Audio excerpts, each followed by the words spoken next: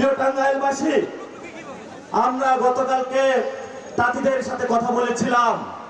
তাঁত শিল্প হারিয়ে যাচ্ছে, বাংলাদেশ থেকে ধান হারিয়ে গিয়েছে।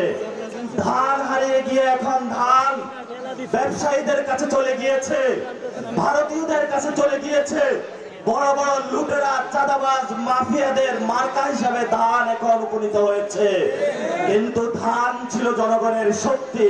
বলা হয়ে থাকে মাছে ভাতে বাঙালি। এখন তারা আর ভাত চিনে না, ধান দেখিয়ে জনগণকে তারা এখন ফ্রেঞ্চ ফ্রাই খায়। এই হলো বাংলাদেশের এখন রাজনীতি।